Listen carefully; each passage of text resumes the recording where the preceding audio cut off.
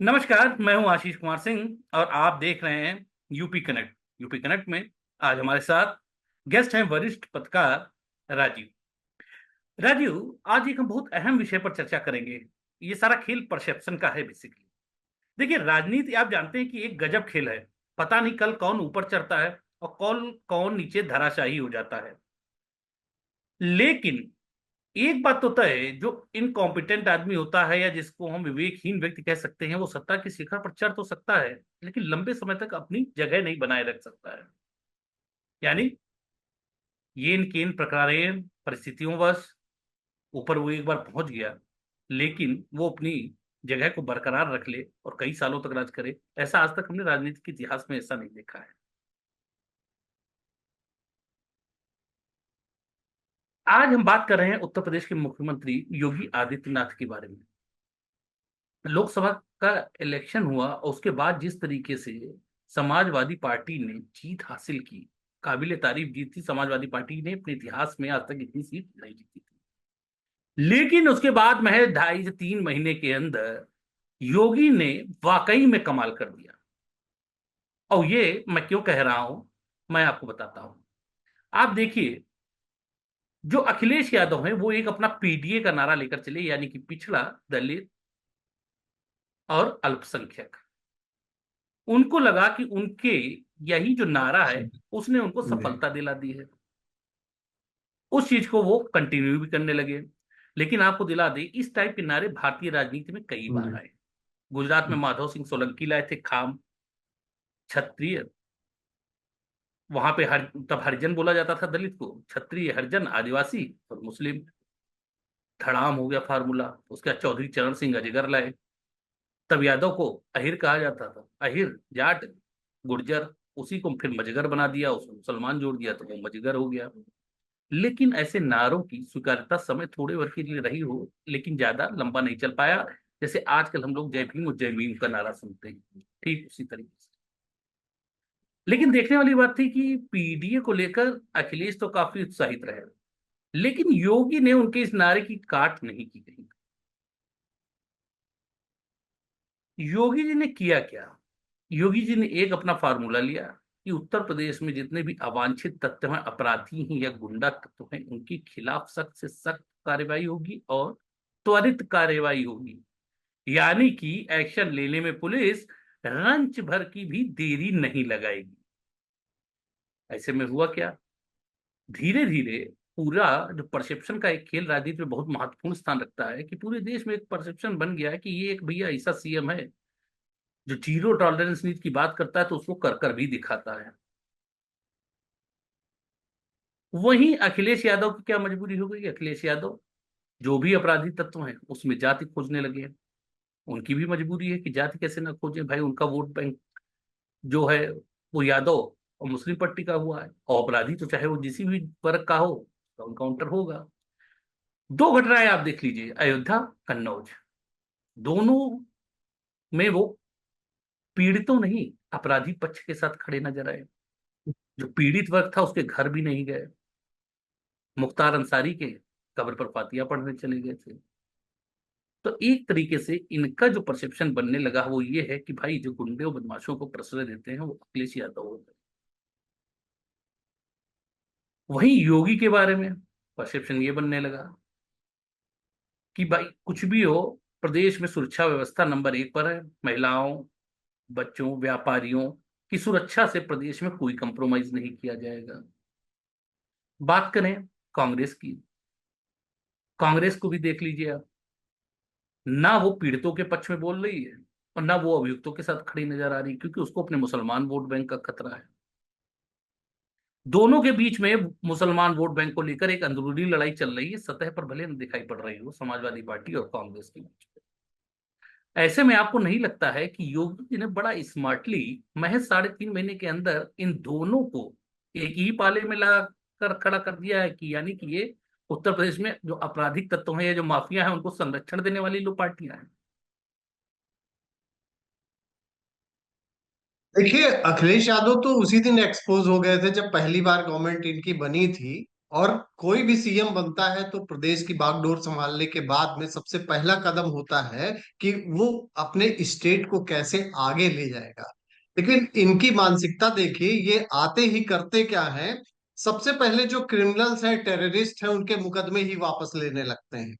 इसी से जग जाहिर हो जाता है कि इनकी पार्टी आखिर चाहती क्या है, इनका विजन क्या है। तो अगर आज ये जो रेप का एक्यूज्ड है उसके घर अगर जाते तो इसमें कौन सी बड़ी बात है। ये तो अगर हम देखें तो समाजवादी पार्टी के एक तरीके से डीएनए में है कि वो प्रोटेक्ट करते हैं, टेररिस्ट हो और कोई गुंडा हो तो उसको उनको प्रोटेक्ट करना ही करना है। और आप देख लीजिए, रामपुर पीएसी पर जो हमला करने वाला था उससे भी मिलने चले गए, उसके मुकदमे वापस लेने लगे। और गोरखनाथ मंदिर पे जिसने हमला किया उसके प्रति भी इनकी सिंपैथी थी। तो इनकी सिंपैथी ऐसे ही लोगों के साथ में होती है, और क्यों ना हो, क्योंकि उनका जो वोट बैंक है, क्योंकि ये बिल्कुल नहीं नकारा जा सकता है कि जो पॉलिटिक्स है वो इतने साल बाद भी काम को देखकर नहीं, जातियों में बट गई है। तो अखिलेश यादव एक रोल मॉडल है। रोल मॉडल किसके हैं? जो टेररिस्ट है उसके रोल मॉडल हैं, जितने गुंडे हैं, जितने कब्जा करने वाले लोग हैं, उनके रोल मॉडल। क्योंकि उनको पता है कि अगर इस तरीके से कोई भी, अगर उनकी सरकार आती है, सपा की सरकार आती है, तो जितने इस तरीके से बैड एलिमेंट्स हैं जो लोगों का जीना हराम करते हैं, प्रॉपर्टी पे कब्जा करते हैं, उनको प्रोटेक्शन मिल जाएगा। इसलिए वो सपोर्ट करते हैं, वो जाते हैं। उनकी सरकार में 300 दंगे हो चुके। 2008 में जो मामला हुआ उसमें मोहम्मद सैफ, ये अहमदाबाद का जो मामला था, बम ब्लास्ट का केस था, मोहम्मद सैफ, उसका भी इन्होंने प्रोटेक्शन किया। इसके लिए लश्कर इनको ए हाई कोर्ट तैयबा से, का आतंकी। इन्होंने आतंकवादियों को भी हाई कोर्ट से छुड़वाने की मुकदमे से मतलब बरी करने की वो की थी, जिस पर इलाहाबाद हाई कोर्ट ने भी इनको बहुत कड़ी फटकार लगाई थी। देखिए, अगर कोर्ट ना हो ना तो ये नेता पता नहीं क्या करें। और ये सारे नेताओं पर लागू होती है। ऐसा नहीं है कि ये अखिलेश यादव, ठीक है वो अपने उसकी पॉलिटिक्स कर रहे हैं, लेकिन ये ऐसे कदम उठाते। मुजफ्फरनगर का दंगा हुआ, सोचिए कि एक वर्ग को इन्होंने दे दिया कि उन्हीं को मुआवजा देने का आदेश दे दिया। ऐसा सीएम प्रदेश में कभी नहीं हुआ होगा कि जो दंगाइयों के साथ में खड़ा हो। जिसने दंगा किया उसी कम्युनिटी के साथ में आप इसलिए खड़े हो जाते हैं क्योंकि वहीं से आपको वोट मिलता है, और इसी का खामियाजा भी भुगता।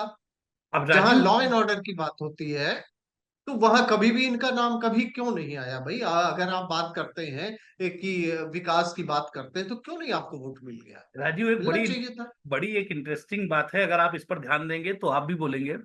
परसेप्शन की लड़ाई में जो देखिए, कांग्रेस तो नंबर वन अव्वल है, उसको तो कोई नहीं हरा सकता है। उसके अलावा दूसरे नंबर पर माना जाता है कि समाजवादी पार्टी भी है, और परसेप्शन की जो लड़ाई है वो बीजेपी हमेशा हारती है। पता नहीं क्यों आज तक ये लोग इस अपनी कमी पर लगाम नहीं लगा पाए हैं। आपको हाल के दो उदाहरण देता हूं परसेप्शन के। राहुल गांधी का अमेरिका में जाकर सिखों के प्रति बयान देना कि भारत में वो अपने धर्म का पालन नहीं कर सकते, इस पर उतर आना चाहिए था। इनके कार्यकर्ताओं को सड़कों पर जोरदार विरोध करना चाहिए था। इसमें क्या सिख खड़े होकर साथ में नहीं बोलते? सिखों ने प्रोटेस्ट भी किया, लेकिन आपकी पार्टी नदारद रही। किस तरीके से परसेप्शन के आधार पर लोकसभा इलेक्शन में हरा दिया कि संविधान खतरे में, बना दिया था। सही।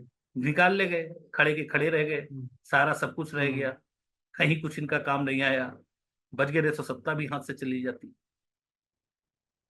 उसके बाद में अखिलेश यादव का हाल का बयान देख लीजिए। क्यों मठाधीश मान तो माफियाओं को एक ही कैटेगरी में रखने लगे। उसके बावजूद बीजेपी परसेप्शन की लड़ाई नहीं जीत पाई। लेकिन ये 2.5 महीने कमाल की होंगे कि योगी की अगर उत्तर प्रदेश में बोले तो कहीं ना कहीं अखिलेश यादव को उन्होंने उस तरफ जरूर, वो देखिए पीडीए के लड़ाई के चक्कर में योगी आदित्यनाथ नहीं पड़े, लेकिन उन्होंने आपराधिक तत्वों पर इतना कड़ा सिकंजा कसा, इतनी त्वरित कार्रवाई की, इतनी तेजी से कार्रवाई की कि ऐसा लगता है कि उन्होंने अखिलेश यादव और कांग्रेस दोनों को उस तरफ ठेल दिया परसेप्शन की लड़ाई में कि ये दोनों पार्टियां अगर आएंगी तो आपको अपराध मुक्त समाज चाहिए या अपराधों से युक्त समाज चाहिए। और इस बात में कहीं ना कहीं ये दोनों जो पार्टी हैं ये फिलहाल तो योगी आदित्यनाथ से काफी पीछे चल रही है। क्या लगता है कि परसेप्शन की लड़ाई में फिलहाल अगर उत्तर प्रदेश में बात करें तो योगी का दांव ये मजबूत है? आपने बड़े अच्छे अच्छे पॉइंट्स उठाए। आपने ये कहा कि जो विपक्ष ने एक वो कर दिया था कि संविधान बदल दिया जाएगा, उसका जवाब वाकई में बीजेपी नहीं दे पाई और उसी का खामियाजा भुगता भी। अमेरिका में राहुल गांधी जाके बोल रहे हैं, जिनकी दादी ने ही ऑपरेशन ब्लू स्टार करवाया, और सिखों का कितना ज्यादा उत्पीड़न हुआ उसको हम्म। याद करने लायक नहीं है। और वो बोल के चले आते हैं अमेरिका में, लेकिन यहाँ आवाज नहीं उठ पाती है। देखिए, भाजपा जो पिछड़ी, उसके पीछे का भी कारण समझने की कोशिश करिए। एक हम था उनको कि जिसको भी हम टिकट देंगे वो जीत जाएगा।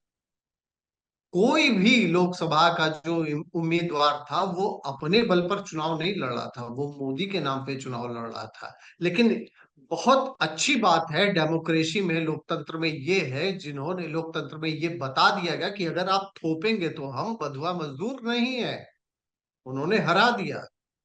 ये बहुत जरूरी भी था। लोकतंत्र में कोई किसी का बंधुआ नहीं है। जिसको भी अच्छी सरकार मिलेगी जो उनके लिए काम करेगी, जैसे अभी वर्तमान में लॉ एंड ऑर्डर की अगर बात करें, तो कोई भी ऐसा व्यक्ति जो परिवार वाला है, जिसके घर में खास करके बेटियां हैं, वो कैसे अखिलेश यादव जैसे लोगों को वोट दे सकता है? वो कैसे भूल सकता है कि पश्चिमी यूपी की लड़कियों ने पढ़ाई छोड़ दी थी, इतनी गुंडई होती थी वहां पे? ये फैक्टर क्यों लोग भूल जाते हैं? तो इसलिए जो परसेप्शन की बात है, तो परसेप्शन उन्होंने ये बता दिया है, ये समझिए कि वो अपना नुकसान ही कर रहे हैं। जो इस तरीके से जाके जो रेप करने वाले लोग हैं, जो रेप एक्यूज्ड हैं, उनके घरों में जाके उनको प्रोटेक्ट अगर कर रहे हैं, उसके बावजूद अगर समाज नहीं जागता है, तो ये तो भाई ठीक है, वो राजनीतिकर सही है, बात है राजू। लेकिन और लोग उनसे कट जाते हैं। आपकी बात से मैं बिल्कुल सहमत हूँ कि भाई ये देखना होगा कि नेता अपराध रोकने में ज्यादा इंटरेस्टेड है या अपराध कौन कर रहा है उन जातियों को लेकर ज्यादा इंटरेस्टेड है। और यहाँ पे नेताओं से ज्यादा रोल जो होता है वो हमारी जनता का भी हो जाता है कि वो आखिर खड़ा बिल्कुल। किसके साथ होना चाहती है। एक उस नेता के साथ खड़ा होना चाहती है जो अपराध को रोककर एक भयमुक्त समाज की आपको दे रहा है, या आप उसके साथ खड़े होना चाहते हैं कि आप इतना जातवादी हो गए कि आप उससे ऊपर कुछ देखना ही नहीं चाहते हैं और आप गुंडा राज को ही एक्सेप्ट कर लेते हैं सिर्फ जाति के चश्मे की वजह से। तो ये तो बहुत कुछ जनता पर भी डिपेंड करता है। अब ये जनता को सोचना है कि उसे अपराध मुक्त समाज चाहिए या जो अपराध में जाति ढूंढ रहे हैं उनको समाज चाहिए। धन्यवाद राजीव, जी चर्चा जी। में हिस्सा लेने के लिए बहुत बहुत आपका। Thank you.